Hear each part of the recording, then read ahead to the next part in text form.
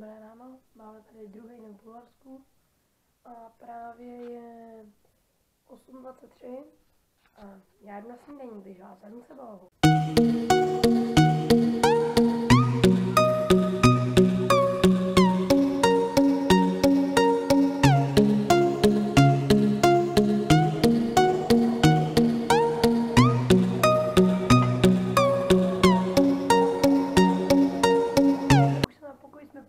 Já jsem vám z toho moc nenatočil, protože tam bylo šíleně moc lidí, opravdu, když myslím šíleně, tak prostě šíleně moc lidí.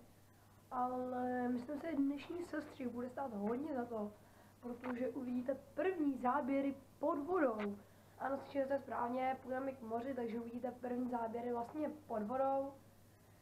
Doufám, že na mě nebudete řvát, protože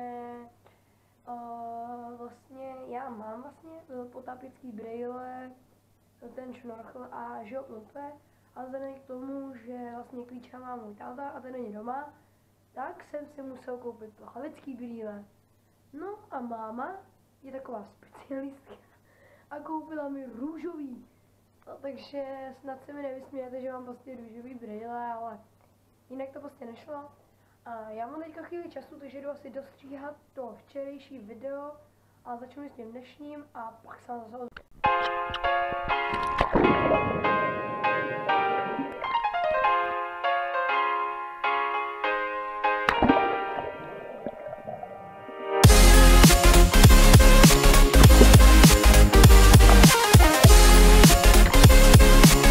na pokoji a stříhám tady včerejší videjko, to vlastně, když jsme tam přiletěli, jo, vidíte, a teďka jsem tady na pokoji sám, takže mám teďka chvíli klidu si takhle s vámi popovídat, říct tam nějaké informace a tak.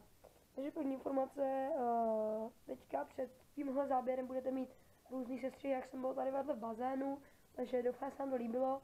A ještě za tímhle videem budete mít sestřihy, jak jsem byl v moři, takže tady bude dneska taková dvojitá vodní show.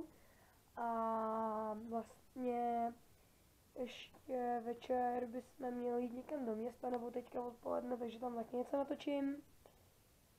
A za chvíli půjdu vydat to video do takový společenský místnosti, kde je tady Wi-Fi, takže vás samozřejmě vezmu s sebou. Tak jsem vám zapomněl poděkovat za překonanou hranici 35 odběratelů. Lidi, jste neskuteční, já vám za to strašně moc děkuju. Speciál bude, je to z části i tenhle, ale ještě bude jeden. Strašně moc vám děkuju, jste skvělí, já nevím co prostě. A jestli překonáme hranici 50 odběratelů, tak to bude hrozně moc super. Fakt moc vám díky a nevím jak to vyjádřit, ale prostě fakt dík moc, vážím si toho. A za chvíli už to tady budu mít, už tady jen přidám hudbu u posledního videa. Tak. A pak to půjdu nahrát, takže tak už jsem tady a jdu na tu hlavní budovu nahrát video. Takže když už jsem tady na pokoji, snažil jsem se jít nahrát to video a po mém zeptání se na recepci jsem zjistil, že mám Wi-Fi hnedka v pokoji. Ano, je to tak, máme Wi-Fi tady na pokoji, takže samozřejmě přihlásil a jdu to uploadnout tady z pokoje. A mám tady svůj drinčíček, jo, jménem Melody, je to fakt dobrý.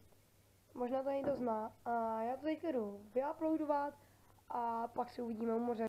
OK, takže my teďka jdeme na večeři a potom do města, takže vás určitě vezmu sebou. Jinak nevím, jestli tenhle den bude nějaký dlouhý, protože vlastně jsem dneska prakticky celý den byl u bazénu nebo v moři a tam jsem prostě fakt nemohl nic natáčet. Hlavně to moře je takový hrozně špinavý. Jinak můj hairstyle je debilní. Ale prostě bude tam nějaký záběry pod vodou, ale jenom z bazénu, protože já jsem skoro celý den. Do moře teda taky, ale pak jenom málo, takže ten vlog možná nebude až tak dlouhý. Takže se snažím, nebo budu se snažit natáčet hodně v tom městě a na večer, takže právě máme 19:33 bulharského času, samozřejmě máte teďka v Česku 18:33, protože tady je o hodinu napřed, kdo už byl v 6. třídě, tak to zná. Jinak máte si to nejsem moc slyšet, tak jsem mnou svůjská auta. A my teda jdeme do města a já vás vezmu sebou, takže pojďte se mnou. A vlastně ještě jedna taková věc. že si vlastně přál jsem si k Vánocům a částečně si teďka šetřím na zrcadlovku, ale rozhodl jsem se, že vzhledem k tomu mýmu počtu odběratel si myslím, že zrcadlovka nemá moc jakoby, prostě nemá to moc smysl, protože když budu mít prostě 100 odběratelů, tak zrcadlovku za 12 000 to bude asi jako trošku platný, tak jsem se rozhodl, že si koupím takovou tu kameru, prostě například, co má teďka Jirka King of LA, prostě obyčejný foťák, který má vyklopovací tutu a může natáčet a já si myslím, že by to mohlo úplně v pohodě stačit. Takže já jdu do města, vezmu s sebou ty řadinčůky, tak už jsme v městě, my jsme teda teďka v takový odlehlý části, kde není moc lidí, jinak tam za náma jsou stánky a tam před náma je nějaký náměstí a je to tam hodně velký. A zatím se mi tady líbily jenom nějaký kryty na mobil, protože tady byly 2 obchody vedle sebe a mě tam fakt hodně. Takže jsem si už jeden vybral a půjdu se ho asi za 2 dny koupit. No a já jsem ozval, že se nejde. Okay, takže my jsme dorazili na konec města, kde se vlastně nachází takový jakoby přístav, tomu lidi říkají, ale přístav to není. A já myslím, že tady prostě budou vlny a budu tady být o skále a podívejte se, co tady je. Prostě mega velký útesy, nejsou vůbec zaplněny, takže já se budu podívat dolů a vezmu ho samozřejmě sebou. Jinak doufám, že to je slyšet, protože je tady opravdu, ty vlny jsou fakt nahlas a je tady hrozný vítr. A jako ty vlny to je fakt hrozně nahlas. OK, takže já...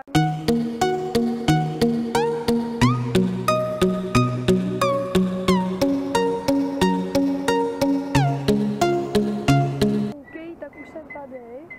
A to je nějaký bezvedem je troubí. A to je úplně hustý.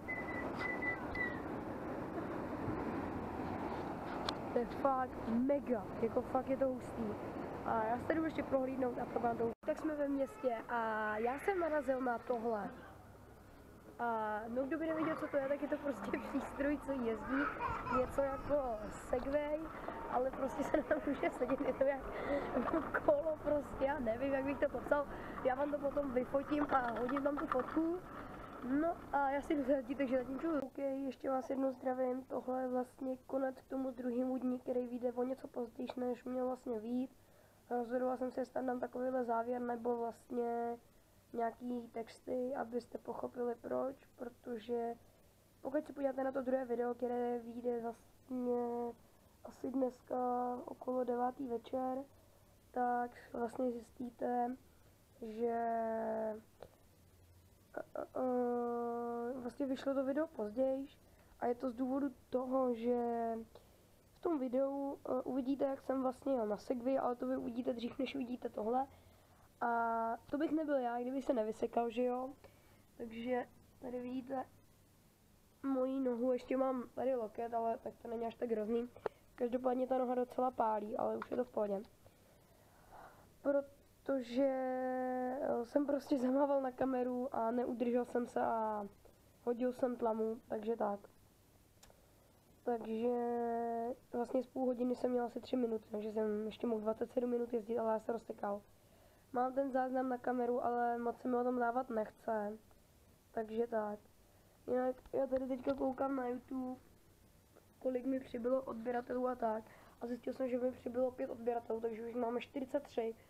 Strašně moc za to děkuju, jste super. A to video má 40 zhlédnutí.